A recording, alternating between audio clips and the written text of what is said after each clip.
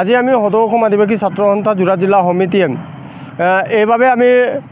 আন্দোলন কৰিব লগা হৈছে কাৰণ আপোনালোকে নিশ্চয় দেখিবলৈ পাইছে আজিৰ পৰা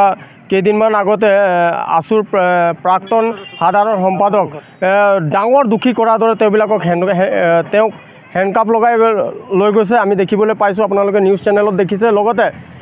আমি আসুৰ প্ৰাক্তন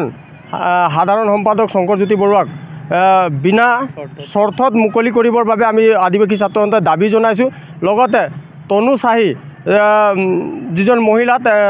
তাইক গ্ৰেপ্তাৰ কৰিবলৈ আমি আদিবাসী ছাত্ৰ সন্থাই দাবী জনাইছোঁ লগতে মই ইয়াৰ পৰাই মই আহ্বান জনাব বিচাৰিছোঁ যে কিছুমান একাংশ ব্যক্তিয়ে এজন নিৰ্দিষ্ট এজন ব্যক্তিৰ বাবে গোটেই জাতিটোক অপমান কৰাটো আমি আদিবাসী ছাত্ৰ সন্থা কেতিয়াও সহ্য কৰিব নোৱাৰোঁ গতিকে আমি আদিবাসী ছাত্ৰ সন্থা আহ্বান জনাব বিচাৰিছোঁ যে আমাৰ মাজত বেলেগ নিৰ্দিষ্ট এজন ব্যক্তিৰ কাৰণে যাতে আমাৰ মাজত সংঘাত সৃষ্টি নহয় তাৰ বাবে মই আদিবাসী ছাত্ৰ সন্থা হৈ আমাৰ জাতিটোক অপমান নকৰিবৰ বাবে আহ্বান জনাইছোঁ সিদিনাখন সদৌ অসম ছাত্ৰ সন্থাৰ প্ৰাক্তন সম্পাদক শংকৰজ্যোতি বৰুৱাক যি ধৰণে দাগী অপৰাধীৰ দৰে যেনেকৈ হেণ্ডকাপ লগাই ল'লে ইয়াক সদৌ অসম আদিবাসী ছাত্ৰ সন্থাই ক্ষুব্ধ মানে একেবাৰে তীব্ৰ গৰিহণা দিছে অসম আৰক্ষীক আৰু আমি দেখিবলৈ পাইছোঁ যে টনি চাহানী নামৰ যিগৰাকী মহিলাক আমি দেখিছোঁ যে তেওঁলোকক মানে সেই অপৰাধী ব্যক্তিগৰাকীক তেওঁলোকে বচাব বিচাৰিছে আমি দেখিবলৈ পাইছোঁ যে তেওঁলোকে অসমীয়া জাতিটোক অপমান কৰাৰ পিছতো অসম আৰক্ষীক কিয় নীৰৱ ভূমিকা পালন কৰিছে আমি অতিকৈ মানে হতবাক হৈছোঁ এই কথাটোত লৈ পিনে আৰু ক্ষুব্ধ হৈছে আচলতে আমি সদৌ অসম আদিবাসী ছাত্ৰ সন্থাই তীব্ৰ গৰিহণা দিছোঁ আৰু এটা কথা কওঁ যে এই যি ঘটনা ঘটিছে এই ঘটনাটো লৈ পিনে যিটো আমি দেখিবলৈ পাইছোঁ যে এজন বিধায়কক কেন্দ্ৰ কৰি আমাৰ জাতিটোক কিছুমান ব্যক্তি অপমান কৰিছে সেই অপমানসূচক ব্যক্তি মানে এনেকৈ বক্তব্য প্ৰদান নকৰিবৰ কাৰণে আমি এই মঞ্চৰ পৰা আমি আচলতে আপোনালোকৰ এই চেনেলৰ পৰা আমি আচলতে তেওঁলোকক আহ্বান জনাইছোঁ যাতে আমাৰ মাজত জাতিগত সংঘৰ্ষণ হয় আৰু দুখী ব্যক্তিসকলে যাতে পলাই আচলতে একেলগে থাকোঁ বুলি আমি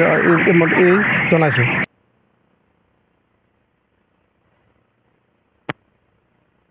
আজি আমি সদৌ অসম আদিবাসী ছাত্ৰ সন্থা যোৰহাট জিলা সমিতিয়ে এইভাবে আমি আন্দোলন কৰিব লগা হৈছে কাৰণ আপোনালোকে নিশ্চয় দেখিবলৈ পাইছে আজিৰ পৰা কেইদিনমান আগতে আসুৰ প্ৰাক্তন সাধাৰণ সম্পাদক ডাঙৰ দুখী কৰাৰ দৰে তেওঁবিলাকক তেওঁক হেণ্ডকাপ লগাই লৈ গৈছে আমি দেখিবলৈ পাইছোঁ আপোনালোকে নিউজ চেনেলত দেখিছে লগতে আমি আসুৰ প্ৰাক্তন সাধাৰণ সম্পাদক শংকৰজ্যোতি বৰুৱাক বিনা শৰ্তত মুকলি কৰিবৰ বাবে আমি আদিবাসী ছাত্ৰ সন্থাই দাবী জনাইছোঁ লগতে তনু চাহি যিজন মহিলা তাইক গ্ৰেপ্তাৰ কৰিবলৈ আমি আদিবাসী ছাত্ৰ সন্থাই দাবী জনাইছোঁ লগতে মই ইয়াৰ পৰাই মই আহ্বান জনাব বিচাৰিছোঁ যে কিছুমান একাংশ ব্যক্তিয়ে এজন নিৰ্দিষ্ট এজন ব্যক্তিৰ বাবে গোটেই জাতিটোক অপমান কৰাটো আমি আদিবাসী ছাত্ৰ সন্থা কেতিয়াও সহ্য কৰিব নোৱাৰোঁ গতিকে আমি আদিবাসী ছাত্ৰ সন্থা আহ্বান জনাব বিচাৰিছোঁ যে আমাৰ মাজত বেলেগ নিৰ্দিষ্ট এজন ব্যক্তিৰ কাৰণে যাতে আমাৰ মাজত সংঘাত সৃষ্টি নহয় তাৰ বাবে মই আদিবাসী ছাত্ৰ সন্থা হৈ আমাৰ জাতিটোক অপমান নকৰিবৰ বাবে আহ্বান জনাইছোঁ সিদিনাখন সদৌ অসম ছাত্ৰ সন্থাৰ প্ৰাক্তন সম্পাদক শংকৰজ্যোতি বৰুৱাক যি ধৰণে দাগী অপৰাধীৰ দৰে যেনেকৈ হেণ্ডকাপ লগাই ল'লে ইয়াক সদৌ অসম আদিবাসী ছাত্ৰ সন্থাই ক্ষুব্ধ মানে একেবাৰে তীব্ৰ গৰিহণা দিছে অসম আৰক্ষীক আৰু আমি দেখিবলৈ পাইছোঁ যে টনি চাহানী নামৰ যিগৰাকী মহিলাক আমি দেখিছোঁ যে তেওঁলোকক মানে সেই অপৰাধী ব্যক্তিগৰাকীক তেওঁলোকে বচাব বিচাৰিছে আমি দেখিবলৈ পাইছোঁ যে তেওঁলোকে অসমীয়া জাতিটোক অপমান কৰাৰ পিছতো অসম আৰক্ষীক কিয় নীৰৱ ভূমিকা পালন কৰিছে আমি অতিকৈ মানে হতবাক হৈছোঁ এই কথাটোত লৈ পিনে আৰু ক্ষুব্ধ হৈছে আচলতে আমি সদৌ অসম আদিবাসী ছাত্ৰ সন্থাই তীব্ৰ গৰিহণা দিছোঁ আৰু এটা কথা কওঁ যে এই যি ঘটনা ঘটিছে এই ঘটনাটো লৈ পিনে যিটো আমি দেখিবলৈ পাইছোঁ যে এজন বিধায়কক কেন্দ্ৰ কৰি আমাৰ জাতিটোক কিছুমান ব্যক্তি অপমান কৰিছে সেই অপমানসূচক ব্যক্তি মানে এনেকৈ বক্তব্য প্ৰদান নকৰিবৰ কাৰণে আমি এই মঞ্চৰ পৰা আমি আচলতে আপোনালোকৰ এই চেনেলৰ পৰা আমি আচলতে তেওঁলোকক আহ্বান জনাইছোঁ যাতে আমাৰ মাজত জাতিগত সংঘৰ্ষণ হয় আৰু দুখী ব্যক্তিসকলে যাতে পলাই আচলতে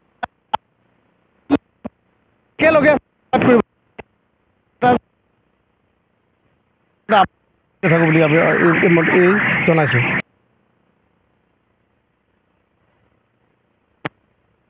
যিকোনো খবৰৰ বাবে যোগাযোগ কৰক 7099017330 লগতে 7099017110 নম্বৰত।